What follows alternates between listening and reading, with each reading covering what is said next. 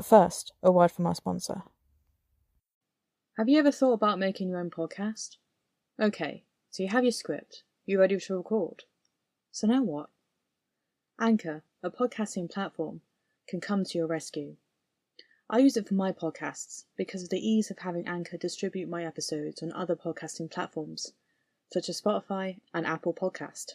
It's a free platform with its own creation tools that make it easy for you to record and edit your podcast right from your phone or computer.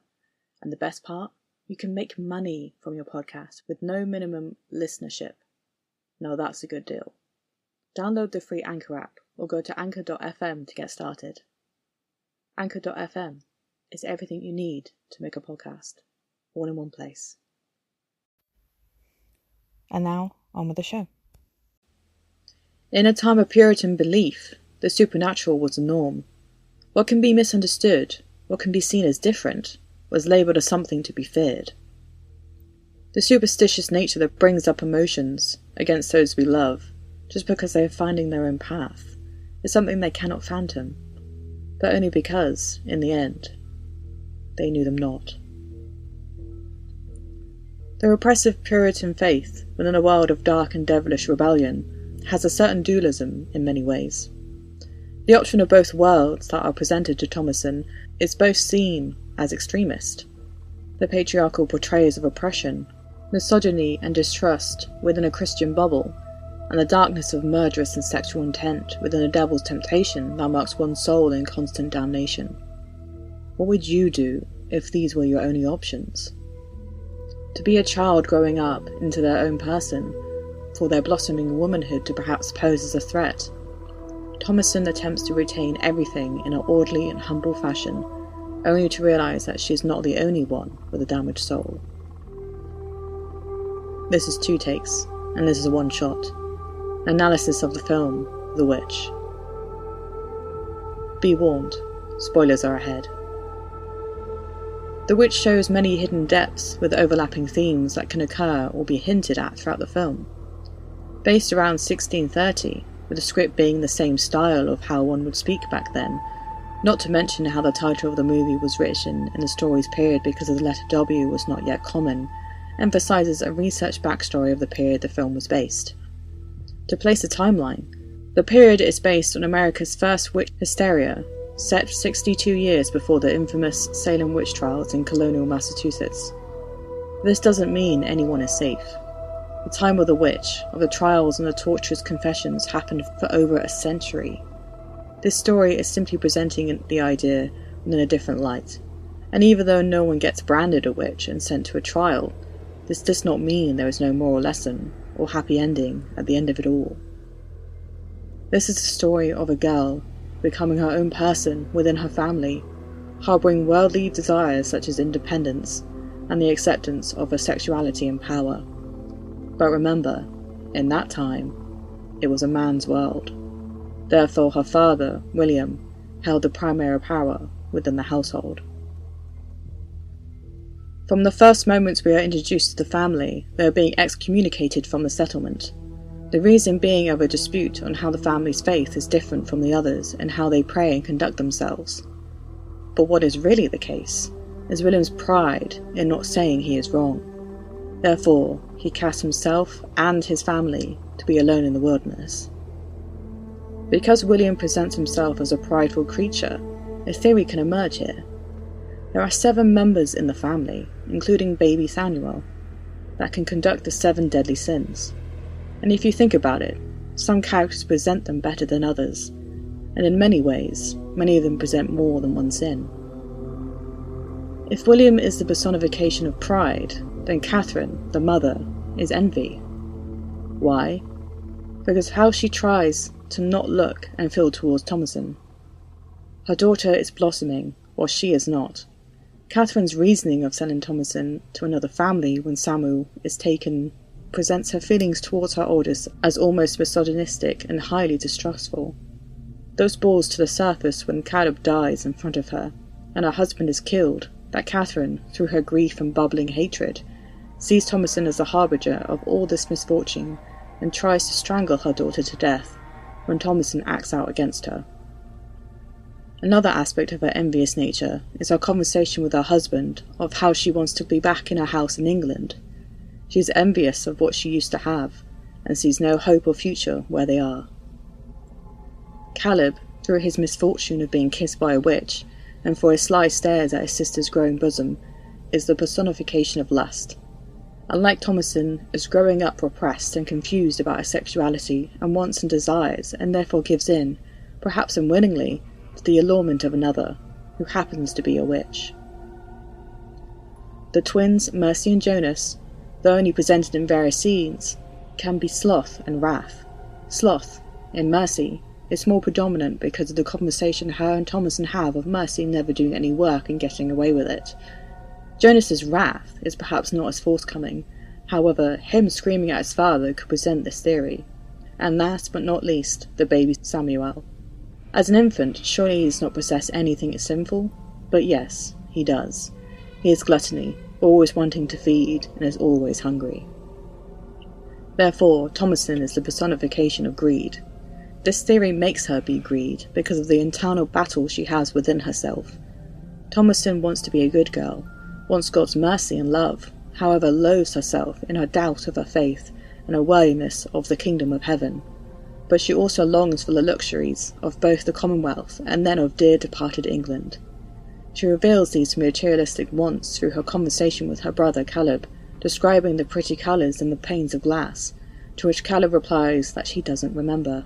She is greed because she wants it all, but she knows this cannot be.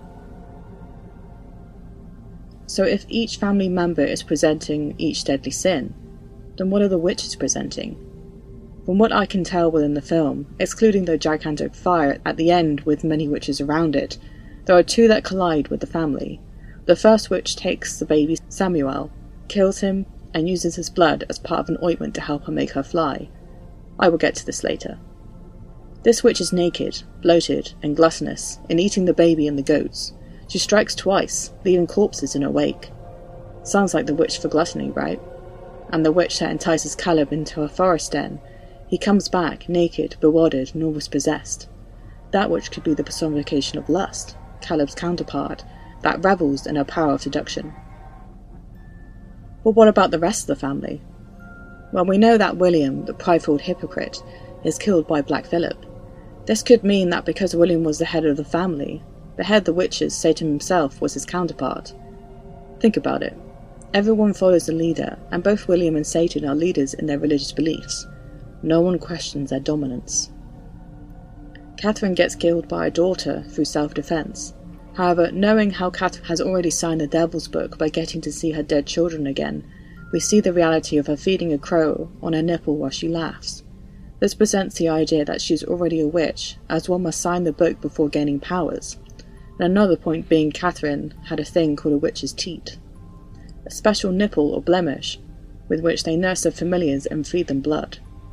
So, Catherine is a witch. But does she really understand what she has done? In a way, she has become her own embodiment of her own deadly sin. There is no witch to take Catherine, so that might be the reason why Catherine had to attempt to defend and kill Thomasin herself. This embodiment can also be said for Thomasin, when she signs the book herself. There might not be a witch for greed, and so she becomes it.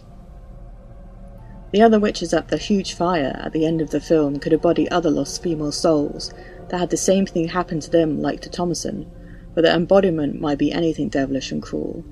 Remember, there might be 7 deadly sins, but there are many more sinful acts and thoughts that could embody someone completely. Oh, and the twins, Sloth and Wrath, Mercy and Jonas. They disappear, but do they completely? It can be said that their counterpart witches took them without the audience seeing, used their blood and tossed their bodies in the burning fire that is presented at the end. But, like I have said before, this is just a theory. Before we all forget, I said I would get to the flying ointment. If one would look at it in a scientific way, it can be understood that the mixture is a deadly thing. The list of the ingredients needed for the ointment is the fat of children, as well as many poisonous plants such as belladonna, wolfsbane, and scopolamine, or devil's breath. This causes psychotropic and hallucinogenic effects to the user, and can be absorbed through the skin, hence some witches rubbing it on themselves. The reason I bring this up? Because the film presents a delicious mix of supernatural illusion and scientific facts.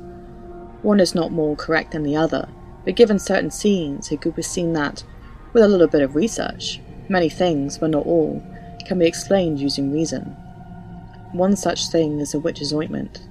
Like I said earlier, it can kill the user or give them hallucinations. So could the women in the film, the witches, really leave their bodies, their souls flying in the night? Or was it a hallucination, a trip facilitated by the entheogenic effects of potent drugs absorbed through the skin? Or was it really all a delusion that the devil placed on all of his victims? We shall never truly know. Another scene, where William looks at his black and dying crops in disgust, could introduce the presence of ergot, a fungus that grows on rye or wheat, and once again that fungus is also another hallucinogenic drug.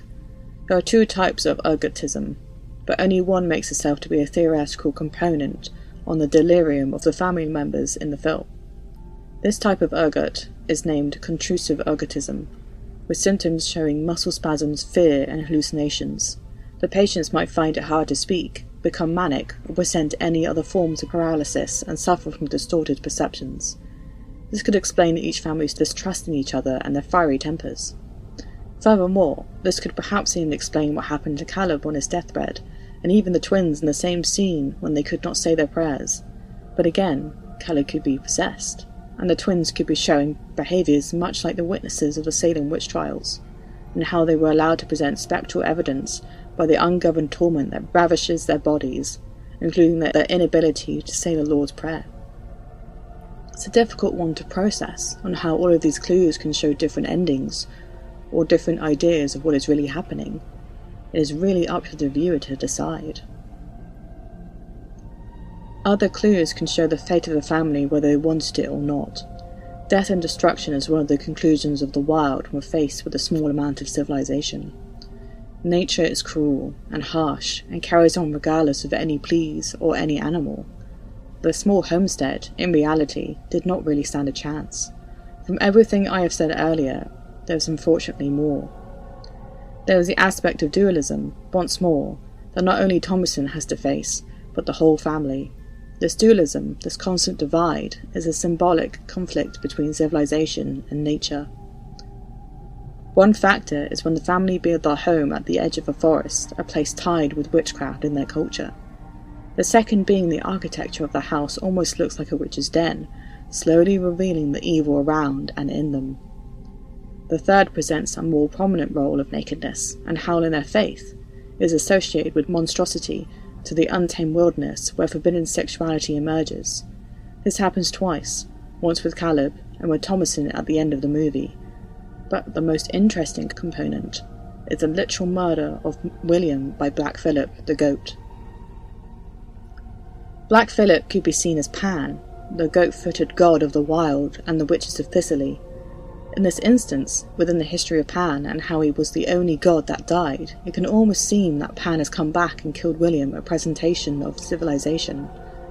As English philosopher Gilbert Chesterton writes, it is truly in a sense that Pan died because Christ was born. It is almost as true in another sense that man knew that Christ was born because Pan was already dead.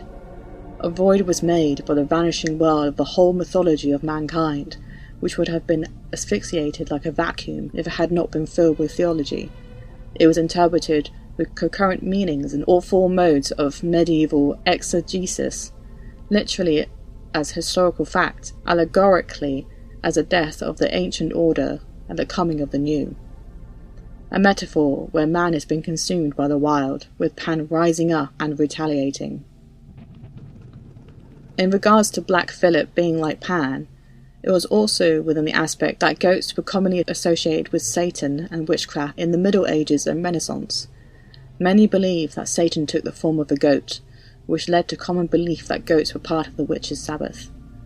With this said, Black Philip eventually reveals himself to be Satan, talking back to Thomasin at the end of the movie and asking her the fateful lines. What's that like the taste of butter? A pretty dress? What's that like to live deliciously?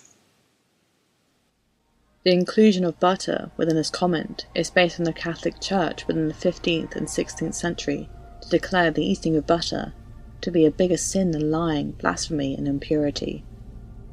What Black Phillip is asking might sound innocent and literal, when really it is presenting the choice of darkening the soul even further. And Black Phillip chooses Thomasin to darken her soul even further, and with the choices of one covenant to another, she accepts, knowing her chances of survival are slim. She has not saved herself, but rather accepted one extreme to the other, of being completely repressed to being completely free without consequence, and both, in turn, can be dangerous. As David Crow from Den of the Geek writes, her family's puritanical beliefs oppressed and marginalised Thomasin. They were prepared to sell her to another family, partly due to disdain after Samuel's disappearance, but also because they implicitly distrusted her sexuality. By value of her gender and age, Thomasin was growing into a pretty young woman, whose desirous appeal was even distracting the young, lonely and repressed Caleb. This made her a burden to her parents, and something to be wary of having in a plain Christian household. Thomasin wanted it all, and her parents did not want any of it. She was becoming a burden, by constantly being there when things go wrong, or talking back trying to defend herself, and of her sexual appeal to which they could not control. The family that loves her, scorns her, and wants to get rid of her, something else took the opportunity to present an ideal of what Thomasin was looking for, and that presented the powers of becoming a witch, in exchange of her soul. If you enjoyed what was said, please follow me on Anchor and Spotify. Be kept in the loop for new episodes by following my Instagram. And if you have any questions, email me at twotakespodcast1@gmail.com. And as always, thanks for listening.